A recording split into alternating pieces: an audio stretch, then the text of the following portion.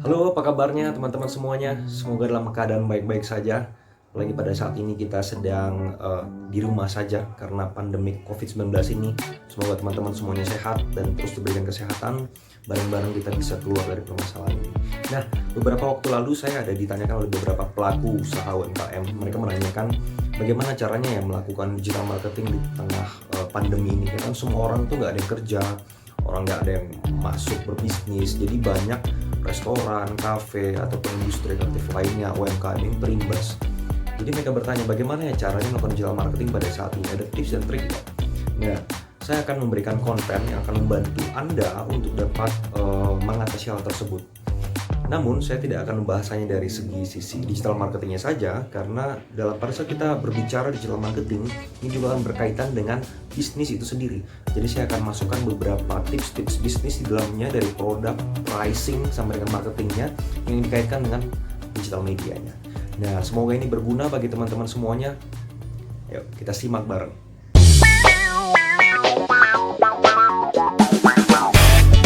Yang pertama, redefinisi target market Anda.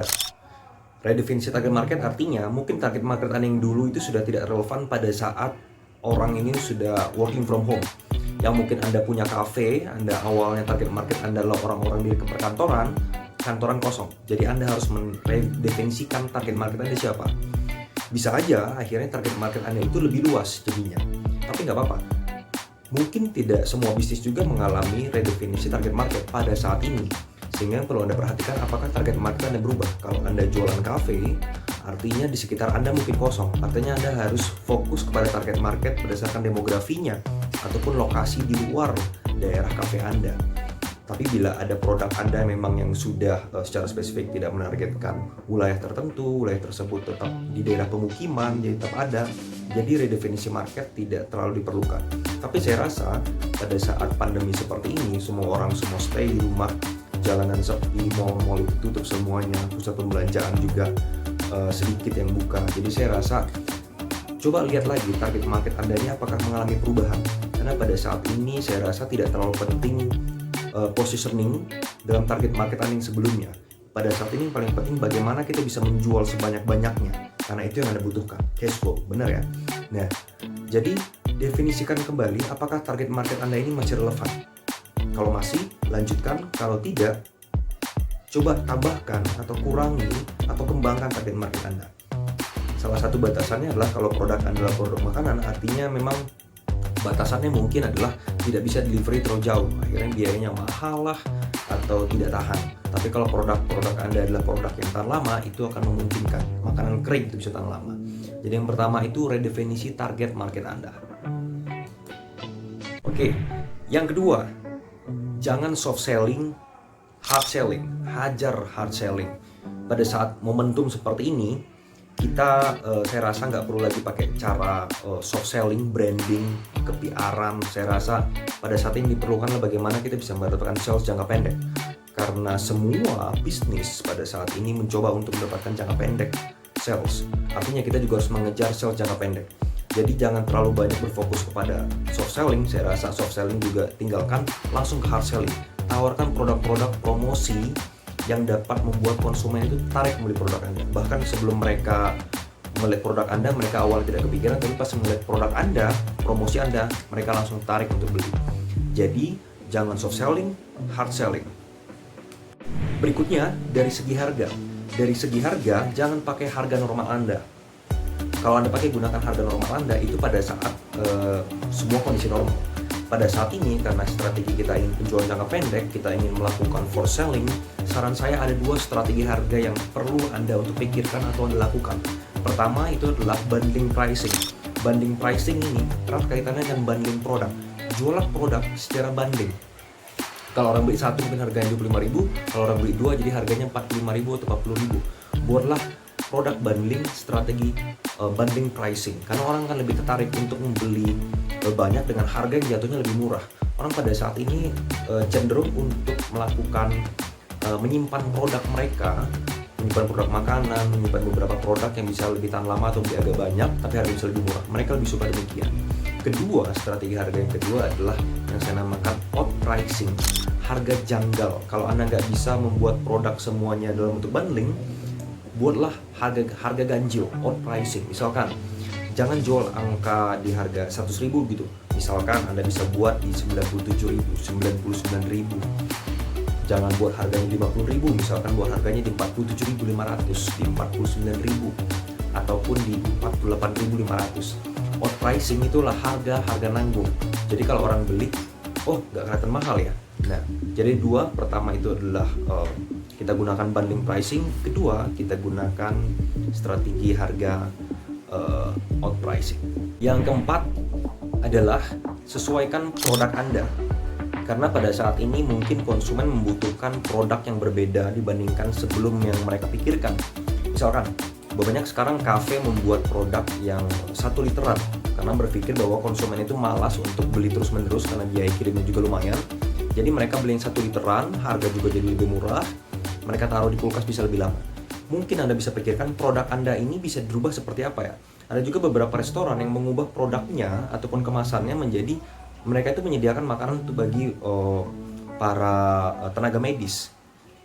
Mereka berjualannya bahkan mengubah bisnis mereka sama sekali. Nah, apakah mungkin ada produk ataupun jasa Anda yang bisa disesuaikan hanya khusus pada saat pandemi COVID-19 ini? Bagaimana caranya kita bisa survive dengan sumber daya produksi yang sama, tapi kita bisa menghasilkan output yang bisa dijual di pasaran pada saat ini. Jadi yang keempat teman-teman adalah sesuaikan produk Anda. Apakah produk Anda ini masih bisa relevan dijual pada saat ini ataupun tidak. Yang berikutnya, hemat amunisi biaya budget iklan kita. Kalau dulu mungkin kita bisa Rp1 menghasilkan Rp10, 1:10. Kalau mungkin sekarang di tengah pandemi ini mungkin kita hanya bisa Rp1 menghasilkan Rp5 atau bahkan cuma Rp3. Jadi konversinya menjadi lebih sedikit. Anda membutuhkan biaya iklan yang cukup besar, sedangkan tidak ada kepastian apakah sales ini akan terus tetap continue. Jadi saran saya pada saat ini spesifik dengan target market Anda pengen mengejar yang mana, dan budget iklan Anda harus benar-benar Anda hemat. Jangan sampai terlalu spread out, terlalu wide out sehingga Anda buang amunisi, teman-teman. Saran saya pada saat ini adalah karena rata-rata semua pembelian produk menggunakan Gojek atau Grab pada saat pengantarannya. Artinya salah satu batasan dari pricing strategi Anda adalah Anda harus mengkalkulasikan bila orang beli terlalu jauh, biaya pengiriman juga lebih mahal. Sehingga saya rasa akan lebih relevan pada saat ini Anda menargetkan daerah-daerah yang dekat dengan pusat produksi produk restoran kafe Anda, yang paling dekat dengan Anda. Supaya apa? Supaya biaya kirimnya juga tidak terlalu mahal. Konsumen akan memikirkan biaya kirim, karena jangan sampai biaya kirim lebih mahal dibandingkan biaya produk itu sendiri. Berikutnya adalah pada saat Anda melakukan iklan digital marketing, apakah di Facebook ataupun di Google, di search engine dan di mana-mana, pada saat ini saya rasa sudah tidak ada lagi yang konteksnya mana prime time, mana regular time. Saya rasa semuanya menjadi prime time, kecuali mungkin tengah malam ya. Nah, jadi kalau misalkan Anda jualan makanan, kalau dulu mungkin kita tembaknya pada saat jam makan siang, jam makan malam sekitar jam 12, jam 11 sampai jam 1, atau jam 6 sampai jam 8. Tapi pada saat ini, pada saat semua orang sedang di rumah, tidak ada lagi yang namanya prime time ataupun real time, regular time. Semuanya adalah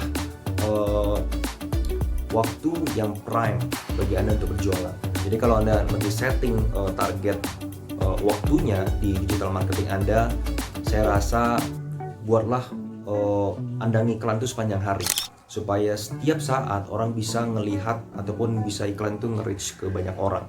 Jadi jangan spesifik kepada jam-jam tertentu, karena pandemi pada saat ini tidak ada yang namanya istilah prime time ataupun regular time. Semua orang berada di rumah, di depan TV-nya, di depan laptopnya, tidur-tiduran di rumah. Jadi waktunya sama-sama aja.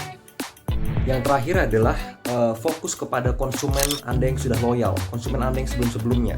Lihat database Anda, lihat nomor telepon mereka berapa, email mereka apa, tembak melalui SMS, blast, melalui WhatsApp, melalui email marketing, tawarkan produk-produk Anda secara berkala kontinu kepada mereka.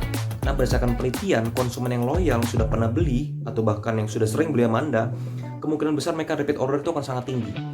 Dan biaya marketing juga kita juga akan lebih murah dibandingkan kita mencari konsumen yang baru setiap saat.